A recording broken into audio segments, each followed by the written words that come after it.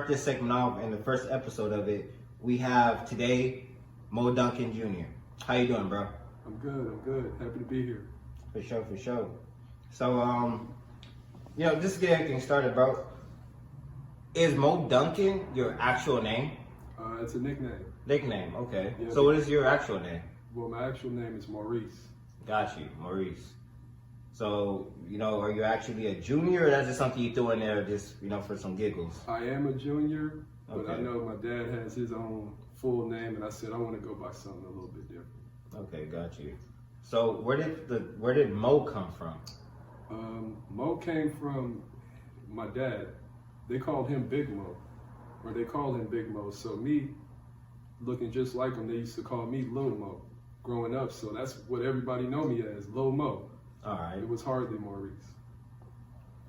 Growing up, where did you grow up at? I know right now, you're here in Los Angeles, but is this your stomping ground? This is where you originated from, or were you born somewhere else? I was born in Pasadena, California, so this is like my stomping ground. And growing up in South Central was kind of like, a rock throw from Pasadena. So, being raised in Dallas, Texas is also another background I had. Okay, so for clarification, you went from Pasadena to southern LA to Texas. Yes. And what sparked this move about? My mom's grandmother, Okay. she got low sick, and our family decided that LA, we had enough of it, so we were like, let's go to Dallas, Texas, and see how she's doing, and we migrated there in like 94. 94? 94. So what age are you right now? I'm 33. 33, so Yes, you sir. have to be born like in, I would say like what, 87? You got it. Oh, okay, got you. Sir. For sure. So what sparked your interest in skateboarding? Like, so you grew up in Pasadena. What got you into the scene? Like, was it growing out there in Pasadena, or when you got to South Central did you discover skateboarding? Well, in Pasadena is where it actually sparked. It was in middle school, because Okay. I went to a middle school called Elliott Middle School, which is like North Pasadena. And matter of fact, a couple of the skate videos, they would be skating the ledge at the school, and I would see these guys, and I would be like, dang, that looks cool, man, I want to try it. Then I picked up skateboarding originally as a form of transportation. I used it to get from school and back home. I didn't think about tricks until later on, way later.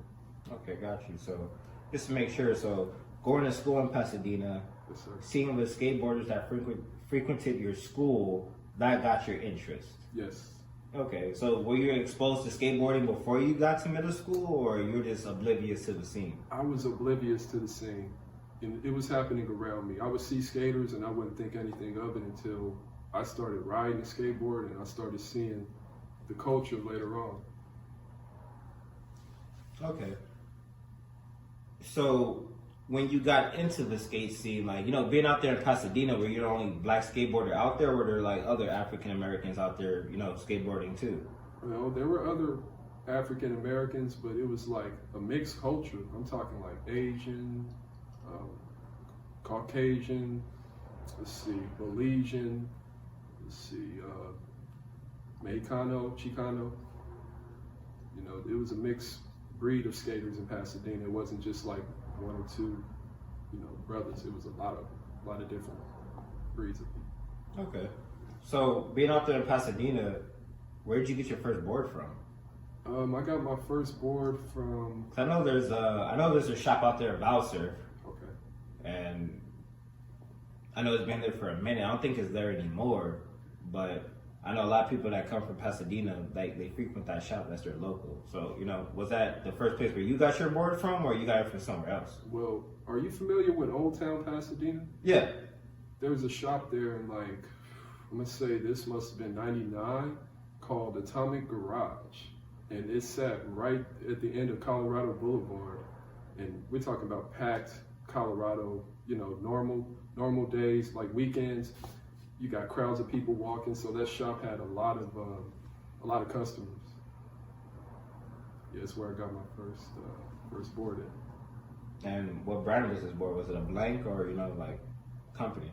It was a blank. It was an orange blank.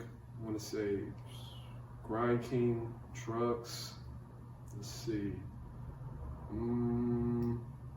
Like some random hardware. Let's see, kind of bearings were those? Speed metal bearings. I remember those. You remember those? Speed metal, yeah. And World Industry wheels. Okay. Yeah. Got you. And like getting your first setup, like, how did you feel? Man, I felt like it was like one of the greatest things because after buying a regular Target board, you know, like the regular skateboard from like a Target and breaking it, when I finally had a chance to see what a real board felt like just riding it, not even doing tricks, I was like, yeah, this is definitely different. Okay, so going to Atomic Garage, that wasn't your first time buying a skateboard. You had one prior to that one. Yes. So was that a real board too, or was it just like? No, it wasn't a real board at all. I broke that thing doing like a pop shove it or something, or learning pop shove it. Got you. So then when you went to Atomic Garage, that's when you actually got your first legit setup. Yes, sir. Okay, yes, got sir. you. I can relate to that. I remember when I first started skateboarding, like everything was hand me down. Like all my homies were already skateboarding, so they gave me like trucks, wheels, bearings, everything like that. And then I asked my mom, like, can I get $25? Oh. And I went to Alameda Swap Meet. Okay. And I bought a blank. And then, yeah, that was my setup right there. Like, I had a brand new deck, blank. It was a half white, half blue. Okay. And, you know, hand-me-down trucks, hardware, bearings. And I don't think these wheels were real because when I rode them, they got super hot and they didn't go, like, they didn't go fast. They were just trash, bro. Okay. Complete trash. And then, the first time I got my first legit setup is when I went to Warning Skate Shop, the one over there by USC. Oh. And I still remember that setup to this day, bro. And I had Hubble wheels when they were still popping around. Oh yeah. I had the clock ones. Oh nice.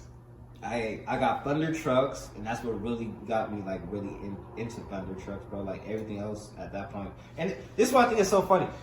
Do you like Independence? I'm actually riding Independence right now. Have you ever broken a pair of Indies? I can't say I have. Have you broken a pair of Thunders? You know what's weird? Slip axles. Okay. I've had a few slip axles with Thunder, but I have never broken them.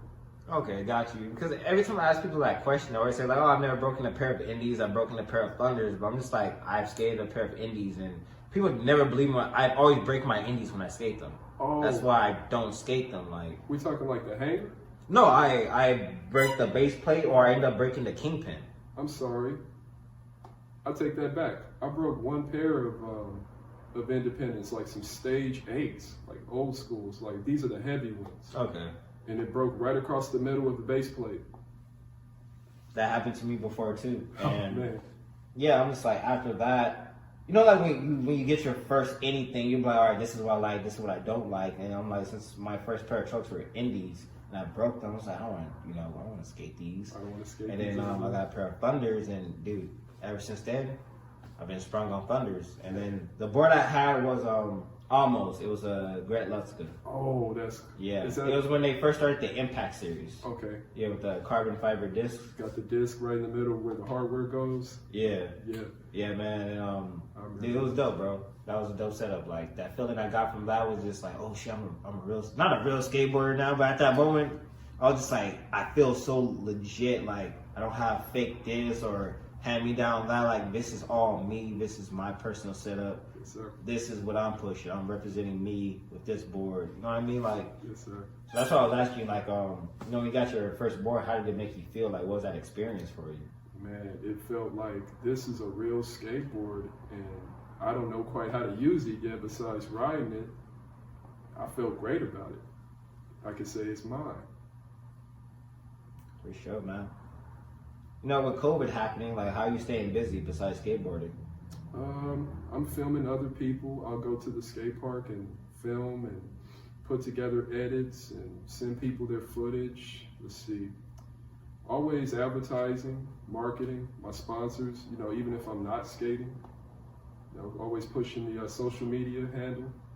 Got you. Has COVID affected work by any chance? No, it hasn't. No. No, not at all. That's good, bro. I'm just like, I know a lot of people have been affected because of this. And it's good to hear that, you know, like, you're still up and pushing, able to, you know, do what you need to do. So, coming from California to Austin, Texas, did you notice anything different in the skate scene when you moved out there? Everything is so far away. It's not like skating to the skate shop right here. It's like everything is like you better have a car in order to get from here to there.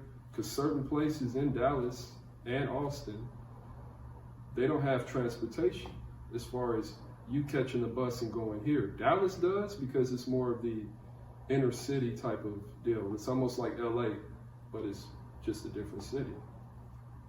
You know, it's Got you. So out here, it's easy for you to just like hop on your board and go anywhere you need to go. yes, sir. But out there, like, you couldn't do that. Couldn't do that. So how were you able to travel? If there were certain buses, like, do you just take one bus somewhere, just skate for like a couple of miles till you get to the next line or something? Absolutely. That was how I was able to get to my job, where I worked at a skate shop in Plano, Texas, called Fast Forward. Okay. And they're a pretty known shop because they always had locations in every mall, almost like a Zoomies. Okay, got you. Interesting. I never really heard of like, you know, like seldom skate shops being in multiple spots like that. How many shops they had in total? Let me see. I'm gonna say that maybe they had maybe 5 or 6, and they were in different places. Like they had two in a mall, and they had other ones that were independents. Like they were in like a parking center or something like that. Okay, got you. And what was your experience like working there, like being in the skate scene? Man, it was almost like, Because today you really don't see skateboarders working in mainstream skate shops. that's true. Like That's I remember I went to Zoomies once, and I just asked, this would kind of upset me, bro. Okay. If I go to a retail store, why am I doing your job for you? Like literally, why am I going behind the computer and searching through your inventory when this is supposed to be what you're getting paid for? And I'm like 16, 17 at this time, and I'm like, I'm looking for a job. I can't even get a fucking job. Oh, I look like a little street kid, bro. Like, you know, skate shoes, everything, you know what I'm saying? But it was just like, that's just how I'm coming. But it's like at the same time, like, I had a resume, I had everything proper. It's just like, you know, I just came out of school, and I'm going to, you know, look for a job. Not like I'm gonna put on a suit. My school is far away. Right. But point being, I'm just like, it's rare in today's time to find an actual legit skateboarder working in like a really known shop. So I'm saying, like, so for you, how is it like to be a skateboarder actually working in like skate retail, like business? It helped a lot, just knowing what kind of product people wanted and knowing the way they wanted it. You know, if we had it, we go in the back, look for it, or if not, it's on the floor. So a lot of times, you know, I would be putting together completes, and people would be like, "I was actually going to ask you if you had independent trucks or a Baker board, and I wanted that complete." So boom, it's there. You know, before they even asked for it, we were putting it together. Got you. Make any connections while working at the skate shop? I did. It's actually where I met Elijah Moore. I met him at the skate park, ironically down the street from the skate shop, and he skated for that skate shop. Oh, got you. Yeah. So how was that relationship like? Meeting him at 16 years old and him already being a professional really taught me how to be a professional. Like, you know, even though I'm not professional, it's the way you carry yourself and the people that you reach out to. You know, the younger generation. Got you. Yeah, that's so true right there, man. Like, how do you connect with, you know, people that aspire to be you? You know, you're already in a position where somebody wants to be, you know, how are you going to act once you're finally there? And it's good to hear, but like, you had somebody that is pretty fun, like you even said too, like, you worked at the shop and he rode for the shop and you met him at the skate park literally down the street from where you work. And that's being like, you know, oh yeah, dude, I work, you know, for where you're at. It's like, oh no, bro, like this is who I am. You guys get to meet and talk and socialize and actually build some type of bonding instead of like, oh yeah, this is this dude who works at this shop. I just go in there, he sets up my stuff and that's it. Like, Man. It's dope, bro. Like you're saying, like to give acknowledgement is where I'm aiming at, and that's so awesome because a lot of people don't do that. When they get to a certain level, they no longer acknowledge the people that got them to that position. Yeah, they tend to forget about them in a sense, or they become so larger than life that, you know, they look down upon them. You know. But Do you make music by any chance? Because I want to ask you, what is Purple Minded 2 mixtape?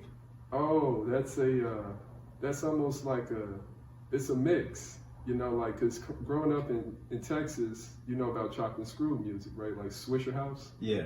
So what I was doing was pretty much trying to do what Michael Watts had been doing and DJ Screw, in a sense, because that's what I grew up listening to. So I would take some of my favorite mixes and, you know, chop them up and screw them, and I named that second one Purple Minded.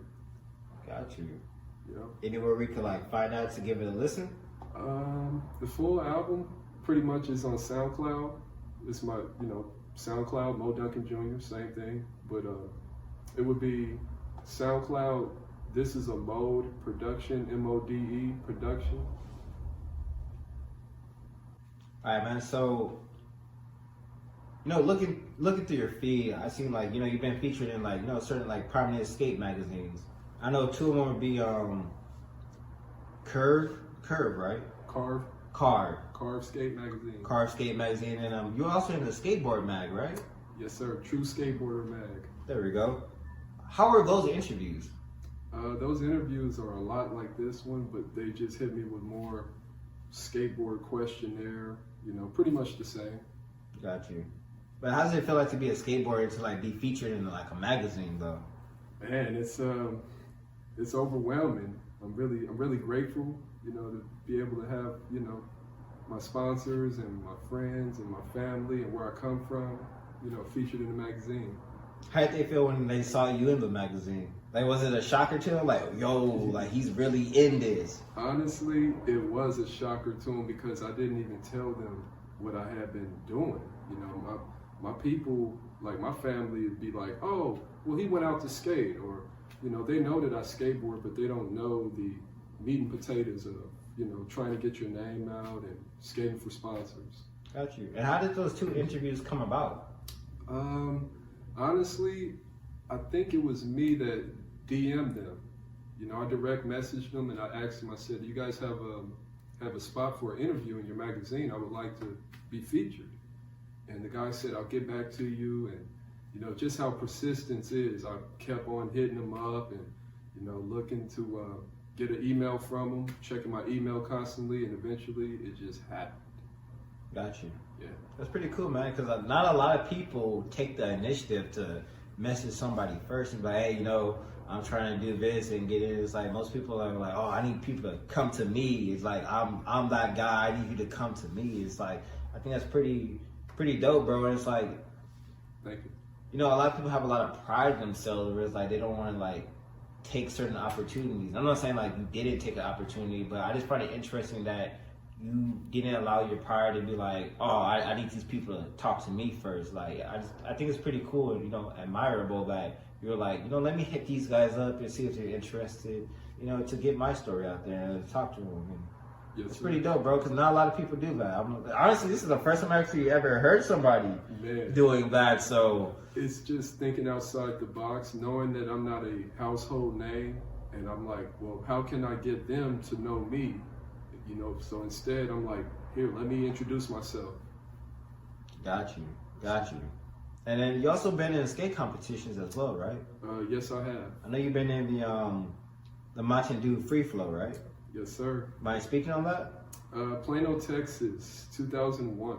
Okay. It was a prominent skate park called Eisenberg Skatepark, and they had first held that event. It was the first year they had ever held it.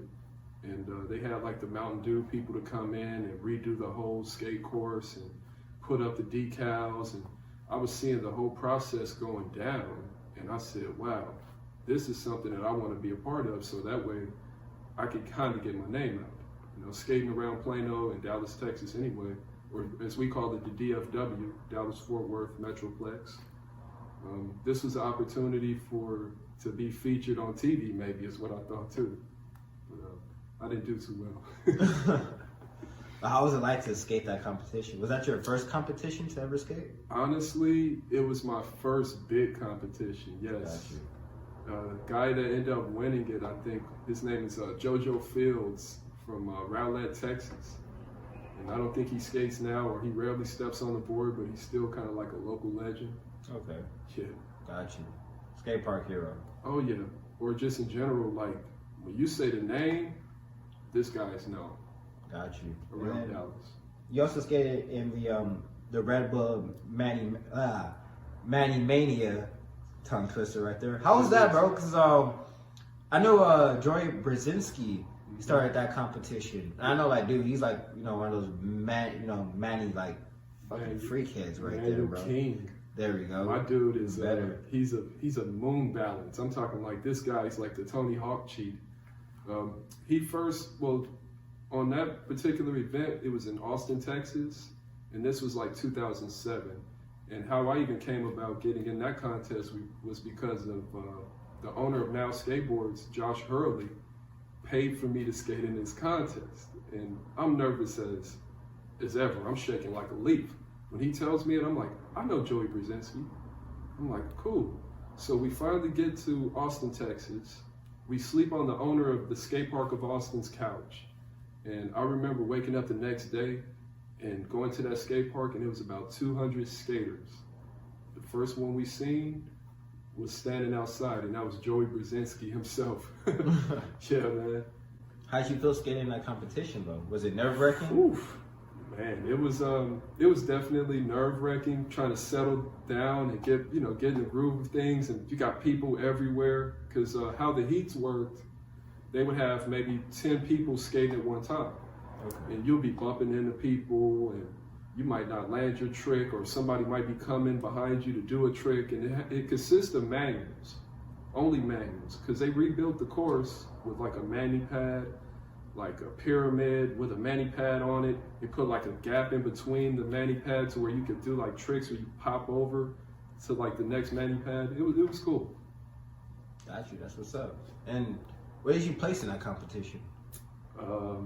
I think I probably placed 6th, but on some people's scorecards, I placed 5th, but it was in between 5th and 6th place. Got you. Out of 200.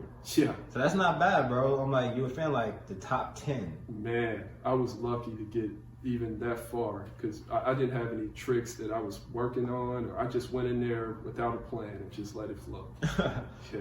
I was like, what kind of tricks did you drop? I'm like, bro, to get like 5th to like between 6th place, you had to be dropping some mean hammers. Well, what it was just long manuals, flipping in, flipping out. The one that I think I did was the ollie manual from the beginning and kickflip out at the end. Got you. Yeah. So you just went in there, just went straight tech. Mainly tech. Got you. Interesting, man. Interesting. I'm like, any preparations that you did, like mental-wise, before you even started? Took a deep breath. Yeah, I took a deep breath and I started seeing a lot of familiar faces, and that kind of helped me calm down too, because I wasn't the only, few guys that was from Dallas in that building. It was maybe about 6 or 7 other guys that I came up skating with or seeing around Dallas. Got you. And dude, what's this Christian tour thing? Oh, the Extreme Tour. Yeah. Yeah, the Extreme Tour is it's interesting. You got 7 bands, 7 skateboarders. The first time I joined the Extreme Tour, I was gonna say maybe like 2004, 2005. And how I came about it was because my friend is a Christian rapper, Angelo Gonzalez, from Mesquite, Texas. Yeah, I was gonna ask you, I'm just like, are you, very religious? I'm like, to be a part of this? I mean, you know what it is? It's like, well, you skate and you like teaching people. This could be another calling. It's kind of what I thought of at first. I said, this is a way to get out of Dallas and, reach other people. Got you. Yes, sir. Got you. So how was it, like, touring with those guys? Oh, man, it was interesting because actually the 7 skateboarders all came from Dallas. Okay. So we all knew each other. But yeah, towards the end of it, man, it got wild because, some people, they have their habits that they do. Like if he's in the bathroom shaving, he doesn't want you standing there watching him shave, which is understandable, but we're all having to get ready at the same time. So, just a lot of nerves, a lot of anger, a lot of lashing out, but it was always fun. Like, how did you guys travel? We had 2 vans. Okay. Yeah. One was for the bands. Well, the bands would have their own vans or their own cars where they're pulling their, you know, their equipment, and we had our own van where we had our own skateboard equipment. Got you. And like, where'd you guys stay at? Oh man, interesting enough, for some reason I think the tour owner, Ted Braun, he has set up a way for us to be able to stay in every town at a church or at someone's house that had a few rooms open. Okay, that's interesting. So you had to just like, what, like crashing on like church couches? Oh man, I'm gonna tell you, one of them was a church like shed, I want to say. They had like a pool table, and we basically grabbed sleeping bags and slept in like this warehouse in Coffeyville, Kansas. Like I'm talking like bed bugs and stuff biting us. We were spiders and all kind of stuff. It was gnarly, for real. Yeah. I was going through your interviews with the other two magazines. Yes, sir. What is this Cheyenne Skateboarding from Austin, Texas? Cheyenne Skateboarding was my first sponsor ever. Okay. And it started out as a clothing company, and that's pretty much where it all began. A guy named John Shugart seen me skating in the bottom of I want to say it was like an underground parking lot. We call it Toys R Us. You know, everybody in Dallas knows what I'm talking about. And it's a parking garage that has the smoothest ground. And he was sitting under there one night, and you know, he asked me if I wanted to become a part of something that he was building, which was at the beginning stages. Got you. Speaking on your sponsors, I seen before that you were sponsored by Outsiders. Yes, I was, man. What happened with that? I'm like, now currently you're on now skateboards, right? Yes, sir. Okay. Outsiders was out of Baltimore, Maryland, and it was owned by a brother named Errandsbrand. And this dude had been known all through Baltimore, and he had built his own kind of platform for a lot of the inner city kids to have a brand that they could believe in. And the reason why they call themselves Outsiders was because, almost like being an underdog, nobody believed in him. Nobody believed that he would get this company up and going. And he even lost friends around him in the building process. 2017, he had lost his life to epilepsy, man. And it was crazy because I had just talked to him. And, my condolences, man. Sir. And I had just talked to him, and after that I didn't hear from him. And I got the bad news from a lot of the skaters in Baltimore that was affiliated with Outsiders or just people that he knew. And one of the guys named Matt Ray, he's still, to this day, we still talk about Aaron and how good of a person he was, you know. He had just started flowing me skateboards in 2017. You know? Got you. Now how's it like now being on now? Now it's like family.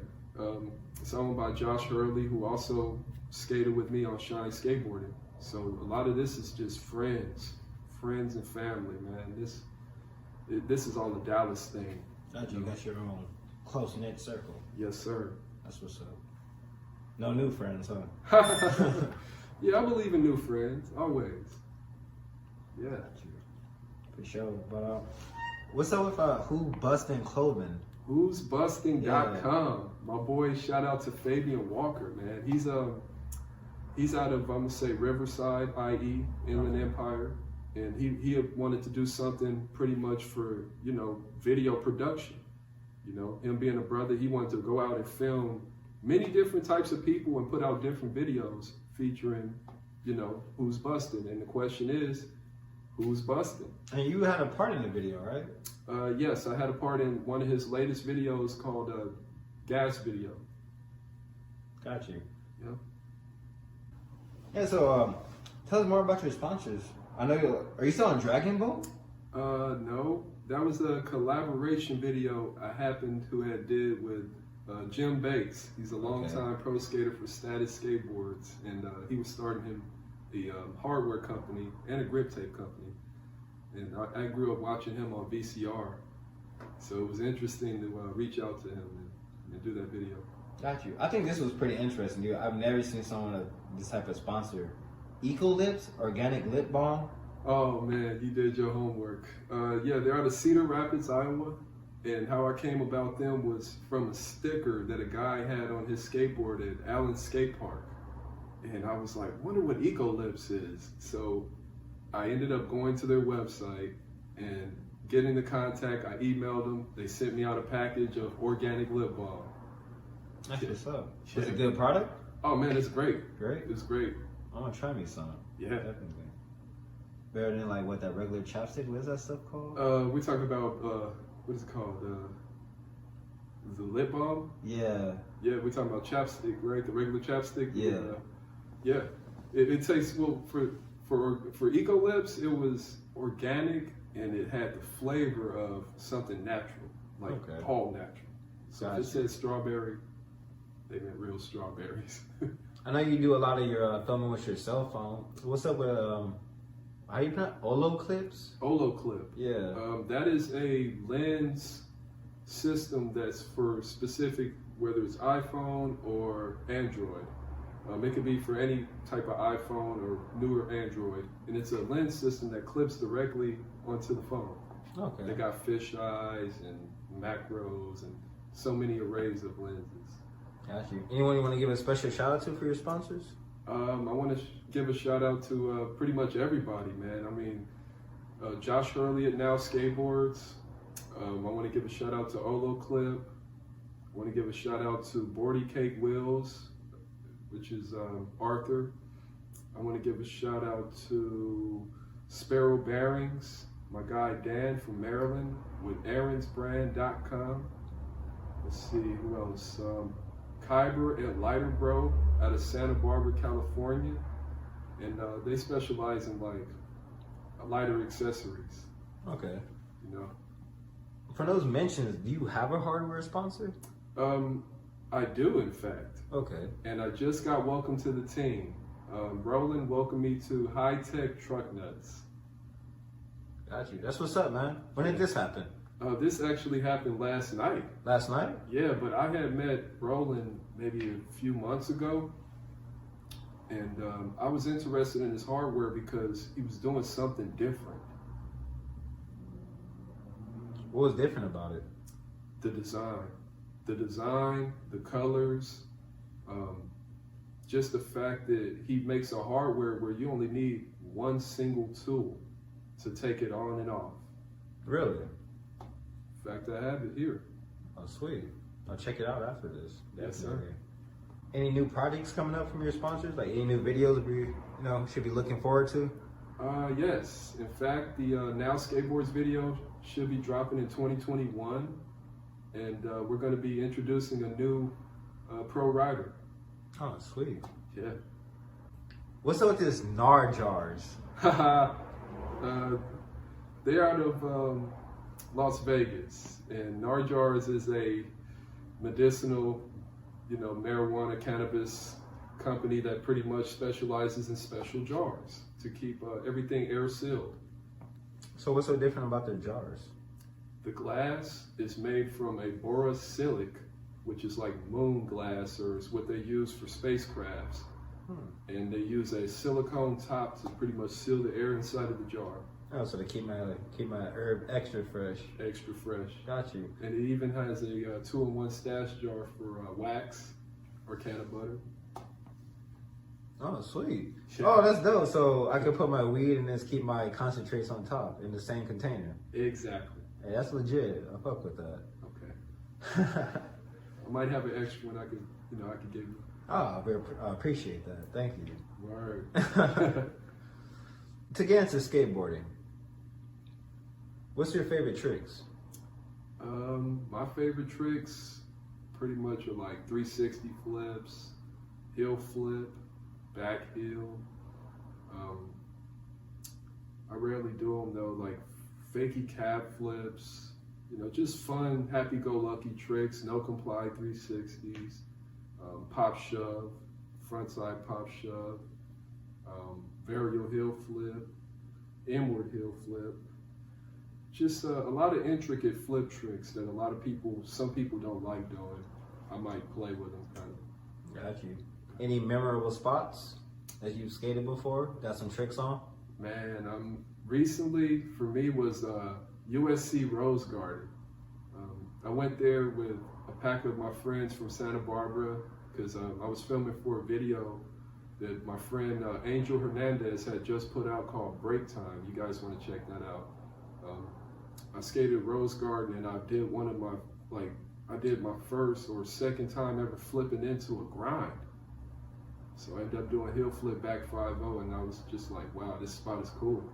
I could come back and learn some more stuff. That's an interesting one. A lot of people don't do that trick. Like most people do like kick flip back 50, kick flip back 5-0, but heel flip, okay. That's interesting. Throwing something different right there. Thank you. Got you. I'm just like, before we conclude this, where can the people find you at? You can find me at Instagram at ModuncanJr. You can find me on Facebook, also ModuncanJr. You can also find me on YouTube, ModuncanJr. as well. And there's a link in my bio on Instagram for a link tree where you can find all my videos from Carv, skate, to high-tech truck nuts, to pretty much my latest interview with TrueSkateboarder magazine. I'm sorry. So, thank you. Sorry. Got you, man. All right, bro. It was a pleasure, man. Thanks for being the first, to come onto our segment, The Cultr, sharing with us your life experiences, from your upbringing, from, being from Pasadena, California, going to Texas, being on your skate trips, being, competitions, all that, bro. And, giving us your insight about the skate culture as well, man. Before you even get out of here, just one last question, man. Okay.